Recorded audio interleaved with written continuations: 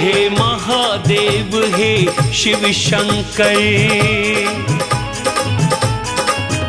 हे महादेव हे शिव शंकर, इतनी विनती स्वीकार करो। हे महादेव हे शिव शंकर, इतनी विनती स्वीकार करो। कर जोड़ खड़ा मैं। राधे राधे, जय श्री कृष्ण। आप देख रहे हैं तिलक पत्र का, मैं हूँ आपके साथ सुश्री गोस्वामी। ब्रज दर्शन की श्रृंखला में हम आपको आज दिखा रहे हैं ऐसे एक अद्भुत शिव मंदिर का दर्शन। ऐसी प्रतिमा आपने कहीं अन्यत्र नहीं देखी होगी, बल्कि मैं यूँ कहूँ कि विश्व में एकमात्र यही एक ऐसी शिव की प्रतिमा है जहाँ बड़े ही विशेष और अद्भुत दर्शन है। अधिकांश शिव मंदिरों में भगवान शिव के शिवलिंग के रूप में दर्शन है, लेकिन यहाँ मथुरा में गोकर्ण महादेव के नाम से जो मंदिर है आप देख रहे हैं, यहाँ भगवान शिव के साकार रूप में दर्शन है और बड़ी ही विशाल और अद्भुत प्रतिमा है। और यहाँ भगवान अलग मुद्रा में बैठे हुए हैं। क्या यहाँ का पौराणिक इतिहास है, आइए जानते हैं। हमारे साथ इस मंदिर के पुजारी जी मौजूद हैं, उनसे जानेंगे गोकर्ण महादेव की महिमा। आपका शुभ नाम? मेरा नाम मन्नू पंडित है, मैं गोकर्णनाथ मंदिर का सेवायत हूँ। मन्नू जी, ये जो सबसे पहले जो दर्शन है, इनके जो मुद्रा है, भाव मुद्रा, इसके बारे में बताइए। क्या मुद्रा है और क्या इसका ये संदेश दे रहे हैं इंसान मनुष्य को अपनी दोनों चीज़, काम और क्रोध, दोनों को बस में करके अगर मनुष्य कुछ भी काम करता है, अपना कर्म करता है, तो वो अपने आगे सफल होता है। तो इन दोनों इंद्रियों को और काम, अपने क्रोध को बस में करना चाहिए, क्रोध को। जी जी। अच्छा, ये मंदिर के इतिहास के बारे में अगर हम जाने तो कितना प्राचीन है? ये स्थापित विग्रह है या स्वयंभू विग्रह है? ये स्वयं प्रकट प्रतिमा है यहाँ, और इसका इतिहास ये बताते हैं 5,500 वर्ष पुराना विग्रह है, द्वापर युग से। जी जी। श्रीमद् भागवत में इनका उल्लेख मिलता है। एक ब्राह्मण हुए थे आत्मदेव नाम के, उनकी पत्नी का नाम है धुंधली, तो उनकी कोई संतान नहीं थी। तो एक ऋषि ने उनको फल दिया था कि फल को खाने से आपको पुत्र की प्राप्ति हो जाएगी। तो धुंधली उस फल को खुद ना खा के अपनी गाय को खिला देती हैं।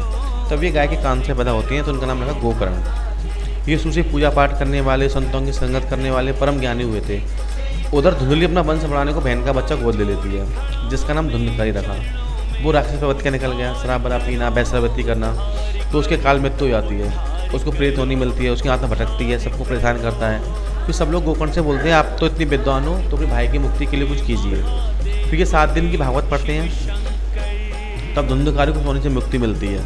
तब ये शिव की तपस्या करते हैं। शिव जी इनको प्रसन्न होकर वरदान देते हैं कि आप कलयुग में मेरे ही रूप में पूजे जाओगे। तब से यहाँ शिव के रूप में विराजमान है जी। और अगर हम ये बात करें कि यहाँ मंदिर में जिस तरह का ये शिवलिंग है, भगवान का शिवलिंग नहीं, ये प्रतिमा है, तो इनका अभिषेक आदि करते हैं या दूसरी कोई विग्रह है? नहीं, पहले तो यहाँ पे डेली ही अभिषेक और सब चलता था, लेकिन आपने देखा होगा कि बहुत प्राचीन पत्थर का ही बिल्कुल प्रतिमा है। जी जी बिल्कुल। तो धीमे ये जी, एक फ्रांस का चैनल है BBC लंदन करके, तो मथुरा के म्यूजियम से आए थे और वहाँ से भी आए थे। तो पुरातत्व विभाग के तो उन्होंने मूर्ति पर रिसर्च किया था, उन्होंने ही बताया था कम से कम ये लगभग 5,500 वर्ष पुराना विग्रह है। अब आजकल तो हर चीज़ केमिकल की आ रही है, लोग दूध का पाउच ले आते हैं, ले आया ऊपर से डाल दिया, दही चीनी वगैरह, तो धीमे धीमे मतलब खराब ना हो, इसलिए उन्होंने कहा कि बस इसको अगर आपको आगे के लिए बचा के रखना है तो इन सब चीज़ों को बंद कीजिए। तो अब बस केवल यहाँ पे सोमवार के दिन ही अभिषेक सुबह 5 बजे से दोपहर के 12 बजे तक अभिषेक चलता है, और डेली में बाहर पिंडी स्वरूप है शिवलिंग का, वहाँ डेली में वहाँ पे रोज में। ये श्रृंगार पे आपने जो पीले रंग का है, ये क्या चंदन? ये चंदन से श्रृंगार होता है जी। देखा, यहाँ के पुजारी जी, पंडित जी ने यहाँ का पूरा इतिहास बताया।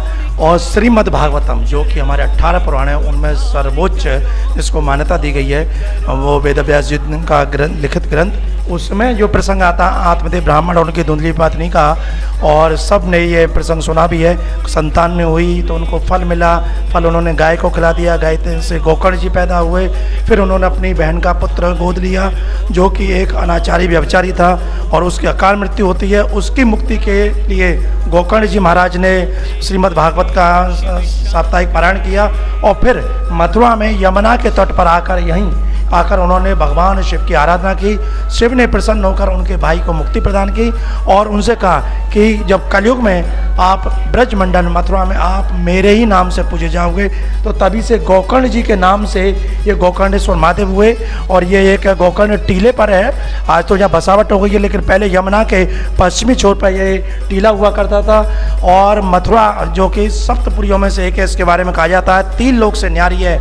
यहाँ मथुरा के भगवान शिव 4 क्षेत्रपाल के रूप में है। अगर आप पूरब में देखेंगे तो पिपलेश्वर महादेव है, पश्चिम में भूतेश्वर महादेव है, और उत्तर दिशा में मथुरा के उत्तर में ये गोकर्णेश्वर महादेव विराजमान है, और दक्षिण में रंगेश्वर महादेव विराजमान है। तो भगवान शिव 4 रूप में भगवान कृष्ण की नगरी की रक्षा करने के लिए यहाँ क्षेत्रपाल के रूप में। और आज आपने जो ये विलक्षण दर्शन किए, मैं एक बार और पास जाके आपको दिखा दूं कि ये भगवान भोलेनाथ का, शंकर जी का विग्रह है। और इसका जैसा पंडित जी ने यह बताया कि मन और काम, ये 2 एक ऐसी चलायमान हमारी इंद्रियां हैं कि इनको वश में करना बेहद आवश्यक है। और ये अगर हमारे वश में हो गई तो निश्चित ही मोक्ष की प्राप्ति होती है। ये संदेश देती है। आज भले युग बदल गया, द्वापर से कलयुग आ गया, लेकिन भगवान तो त्रिकालदर्शी होते हैं, वो समय की गति और प्रभाव को जानते हैं। कलयुग में जिस तरह से मनमुखी जनता होती जा रही है, भक्त अपने आप पर संयम नहीं कर पा रहे हैं, तो उसको संदेश देने के लिए भगवान शिव यहाँ स्वयं इस मुद्रा में विराजमान है। और ये विश्व की एकमात्र ऐसी प्रतिमा है कि जिसके बारे में कहा जाता है कि ऐसी दूसरी गोकर्णेश्वर महादेव जैसी प्रतिमा कहीं नहीं है। और पुरातत्व विभाग की जैसा बताया, और मथुरा का जो विश्वविख्यात संग्रहालय है, राजकीय संग्रहालय, वहाँ के विशेषज्ञों ने भी यहाँ के परीक्षण करके बता दिया कि ये द्वापर कालीन हजारों वर्ष प्राचीन मूर्ति है। और जो अंग्रेज कलेक्टर हुए थे M.F. ग्राउस, उन्होंने भी अपने मथुरा का जो इतिहास लिखा है, ग्रंथ लिखा है, उसमें इसका उल्लेख किया है। और यहाँ कुछ और प्रतिमाएं, मैं इनके बारे में जानना चाहूँगा। पुजारी जी थोड़ा विस्तार से बताएं। नागरी और सागरी नाम की 2 अप्सराएं थी स्वर्ग की। जब ये गोकर्ण जी शिव की तपस्या में यहाँ लीन थे, तब इन दोनों बहनों ने गोकर्ण जी की सेवा की थी। और उधर गणेश जी, इधर ही गणेश जी हैं। तो ये भी सब प्राचीन, हाँ, ये सब प्राचीन प्रतिमा है। और देखिए यहाँ के का जो इतिहास बताया, और उसके बाद यहाँ पे अन्य और प्राचीन प्रतिमा हैं, तो इन सब को लेकर अगर हम बात करें तो 1936 में अंग्रेजों द्वारा इसे जो गोकर्ण टीला है, तो यहाँ बसावट है, यहाँ की खुदाई भी कराई गई थी। और फिर वहाँ खुदाई के दौरान गोपेश्वर टीले पर यहाँ 2000 साल से भी ज़्यादा पुराना एक कुषाण कालीन शिलापट्ट मिला था, जिस पर शिवलिंग के बारे में और बंग विदेशी शक को दिखाया गया था। उनके एक हाथ में पुष्प और एक हाथ में माला थी, उसमें वह शिवलिंग का पूजन कर रहे थे। तो ये एक पौराणिक इतिहास है जो कि 2000 साल पुराना, तो इसको प्रमाणित किया है क्योंकि कुषाण काल से दिखाया गया है। और इससे यह सिद्ध होता है कि शक जाति के जो लोग थे वो भी शिव के उपासक थे, और कुषाण काल के 2वीं सदी में विदेशी भी इस शिव की पूजा में विश्वास रखते थे। तो भगवान शिव अनादिकाल से भक्तों पर कृपा करने के लिए अपने अनेक रूपों में विराजमान होते हैं, क्योंकि ये भोलेनाथ कहे जाते हैं। थोड़ी सी भक्ति पर प्रसन्न हो जाते हैं। और ये तो यहाँ का इतिहास और यहाँ की पौराणिक कथा रही, लेकिन वर्तमान युग में कहा जाता है कि कोई भी निसंतान दंपति अगर 16 सोमवार तक आकर भगवान गोकर्णेश्वर की पूजा करे और यहाँ अभिषेक करे तो निश्चित उनकी सूनी गोद भरती है।